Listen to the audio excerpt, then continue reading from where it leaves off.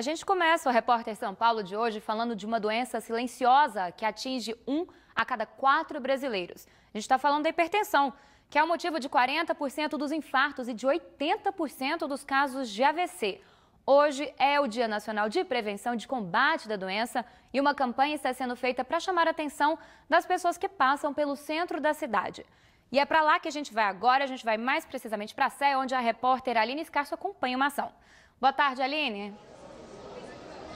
Boa tarde, Gabi. Boa tarde a todos. É isso mesmo, a gente está aqui em uma das entradas do metrô da Sé e olha o tamanho da fila que se formou aqui de pessoas que estão interessadas em participar desse dia aí nacional de prevenção à pressão arterial elevada. As pessoas aqui, elas podem medir a pressão, depois disso, elas podem também descobrir qual o seu peso e também vão ter a possibilidade de descobrir o tamanho da sua circunferência. São medidas aí de prevenção para saber se você faz parte dos grupos de risco ou não.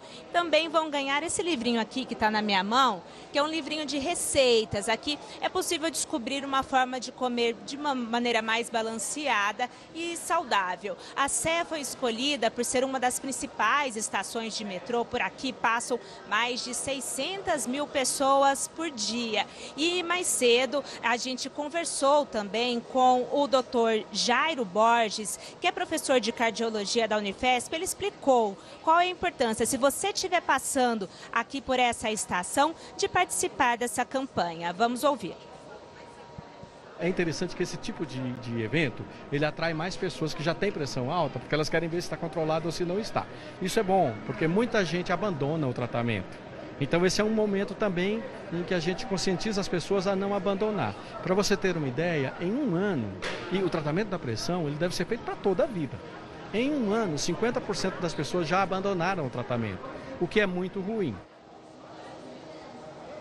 Essa campanha vale, então, para quem já tem pressão arterial elevada e também para quem não tem, quer descobrir se tem algum sintoma ou confirmar aí que está tudo certo. Até às 15 horas de hoje, quem estiver aqui passando pela Sé pode participar e amanhã também, das 10 às 3 da tarde, Gabi. Aline, deu tempo de você aferir a sua pressão aí?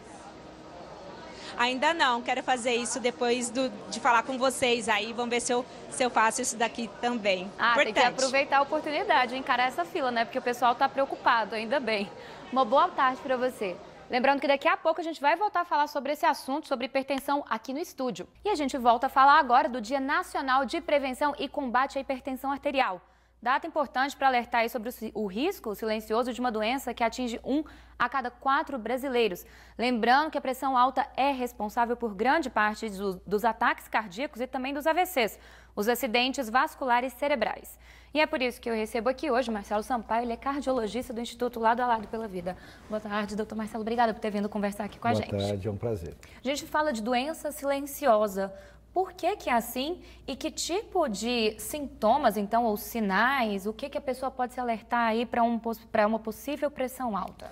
Olha, eu diria que é uma doença silenciosa e traiçoeira, porque na realidade realmente não provoca sintomas e as pessoas às vezes elas esperam ter um sintoma para buscar um atendimento.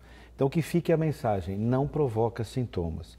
Às vezes, isto não é muito comum, as pessoas referem uma dor de cabeça na nuca, ou uma situação de tontura, ou às vezes uma vista embaçada. Mas elas não se devem guiar por esse surgimento desses sintomas, porque isso não é algo fixo, não é algo relevante.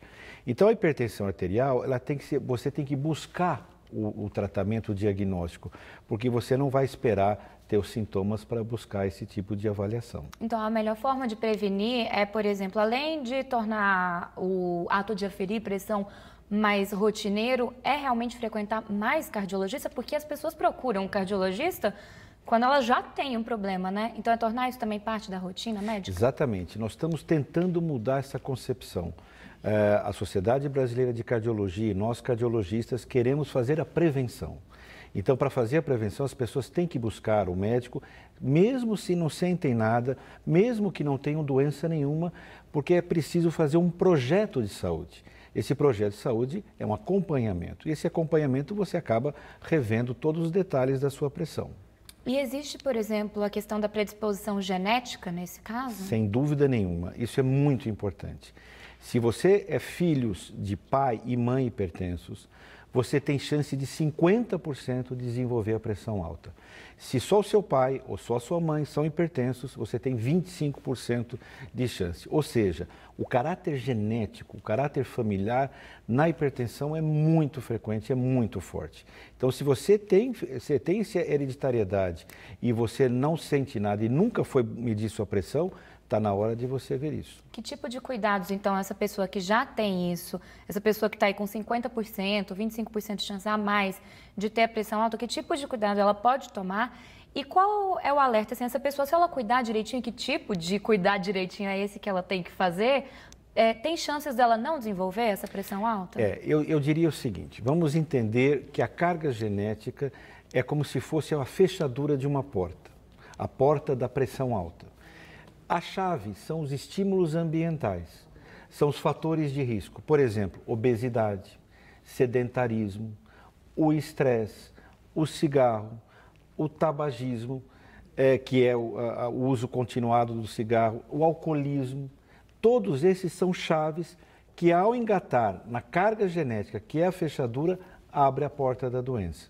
Então, mesmo que você tenha carga genética, você conseguiria atenuar ou até mesmo evitar se você jogasse as chaves dos fatores de risco fora. E aí não teria aquela conexão. Então, é muito importante a gente reconhecer os vilões da hipertensão, que são justamente obesidade, sedentarismo, estresse, uso excessivo de bebida alcoólica, uso abusivo e cigarro. Esses são os elementos que podem desencadear e fomentar. Obviamente, nesta parte da obesidade, tem alguns erros alimentares que eu chamaria atenção, que é o aumento da quantidade do consumo de sal, que é algo importante também que deve ser discutido. Muito se fala da questão do sal quando a gente lembra da hipertensão, quando a gente lembra da pressão alta. Para as pessoas em casa terem um pouquinho mais de noção do que é esse uso excessivo de sal, a partir de quando? A partir de quanto de sal ou de hábitos? Falando mais de hábitos, é aquele salzinho que a gente coloca na salada ou não, ele não interfere? Quando que isso começa a se tornar prejudicial? Outra pergunta muito relevante. A recomendação da Organização Mundial de Saúde é que nós devemos ingerir até 5 gramas de sal ao dia. O brasileiro ingere 12 gramas. Então, a dieta do brasileiro é uma dieta mais salgada.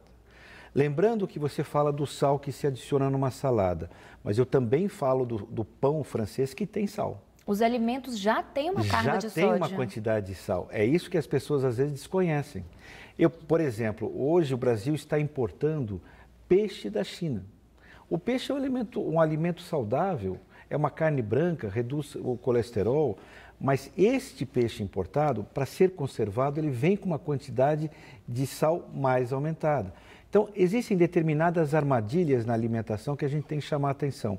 Por isso que é muito importante sempre pesquisar o rótulo dos alimentos, ver a quantidade de cloreto de sódio. Quando a gente está falando de sal, nós estamos falando do cloreto de sódio. Existem pacientes que são sal sensíveis e existem pacientes que são sal insensíveis, ou seja, o sal, o controle do sal, ele vai provocar um efeito benéfico para uma categoria de pacientes que geneticamente são influenciados pelo sal. Por isso que alguns estudos mostraram, mas existe uma população que usa menos sal e tem pressão alta? Pode ter. O sal nessa população não é o quesito primordial. Mas, em geral, numa primeira abordagem, nós fazemos uma redução, porque o brasileiro come muito sal, ingere muito sal, então ele tem que realmente partir para uma redução. Que era aquilo que a gente estava até falando antes, né? De alguns estudos recentes, publicados internacionalmente, Isso. De que não tem tanta relação essa questão do consumo de sal com a pressão alta, mas então a indicação para o brasileiro, por já ter uma dieta rica em sal, é que não vai te fazer mal também você consumir menos sal. Sem dúvida. Então, como não sabe que se o paciente é hipersensível a sal ou não, a indicação é Num essa. primeiro instante, numa primeira abordagem, reduz o sal. Se você se descobriu que a tua pressão está alta, a primeira abordagem reduz o sal. tá? Você pode, com isso, até equilibrar a sua pressão. Então é muito importante. O sal, ele aumenta o conteúdo de água dentro da artéria, isso provoca a elevação da pressão, mesmo em pessoas saudáveis. Então a gente tem que mudar realmente essa concepção alimentar do brasileiro. Agora a gente tem dados, né, entre 2006 e 2016, a porcentagem de pessoas, de brasileiros com pressão alta aumentou significativamente, então tem que ficar de olho, né, nesse período de 10 anos. A gente falou aí de algumas coisas como obesidade, alcoolismo, cigarros. Esse dado tendo aumentado nesses 10 anos, então significa que o estilo de vida do brasileiro tem piorado? Como é que a gente vê isso? Eu até notei que você colocou uma estatística de 1 para 4. Infelizmente, as estatísticas mais recentes estão dizendo 1 para 3 já. Essa vai ser o que vai acontecer nos próximos 10 anos. Então, nós não estamos controlando a nossa pressão. Pelo contrário, mais brasileiros estão realmente ficando hipertensos. Eu também incluo nesses vilões o estresse. Hoje o mundo é um mundo estressante, o país é um país estressante, a sociedade é estressante. Isso faz com que as pessoas tenham liberação de hormônios, principalmente adrenalina, cortisol, que aumentam a pressão arterial. Às vezes você fica diante de situações estressantes e mesmo você não sendo hipertenso, a tua pressão sobe. Isso fica bem comprovado nos exames. Então, realmente, o controle do estresse, você buscar uma canalização, buscar hobbies, buscar uma atividade física que dê prazer, eu acho que realmente isso é importante citar. Isso que eu ia te perguntar, doutor. A gente fala muito de estresse, que aumenta muito o risco dessas doenças, mas eu acho que muita gente não sabe exatamente como canalizar isso. Qual que é, então, a sua maior dica? O que você, tendo ali acesso a essas pessoas que têm esse problema, estão tratando esse tipo de problema, quais são os atos que fazem mais diferença na vida de uma pessoa? Nesses anos todos de experiência, eu estou muito confortável para responder sua pergunta. Existem 3 pilares básicos para você resolver o estresse. O primeiro é uma canalização através de hobbies. Atividades prediletas que você tem, talentos que você tem e não usa, coisas que podem realmente tirar um pouquinho da sua rotina do dia a dia. O segundo, uma alimentação saudável. Existem alimentos que são alimentos antipsicóticos, que são alimentos calmantes. Então, se você faz uma alimentação saudável, você está concorrendo para reequilibrar seu eixo metabólico e, com isso, combater o estresse. E o terceiro pilar, atividade física. Se você fizer esses 3 pilares, a chance de você estar blindado, não livre, porque ninguém vai estar livre, mas blindado do estresse é muito grande. Tá aí, a gente conversou com o Marcelo Sampaio, ficam as dicas, ficam os alertas, que realmente, como o senhor disse, a ideia é que isso fique pior ainda para os próximos anos, se atitudes não foram tomadas para a gente, né? Então ficam as dicas, conheci com o Marcelo Sampaio, ele é cardiologista do Instituto Lado a Lado. Muito obrigada por ter vindo aqui conversar com a gente. Foi um prazer. Uma boa tarde. Muito obrigado, boa tarde.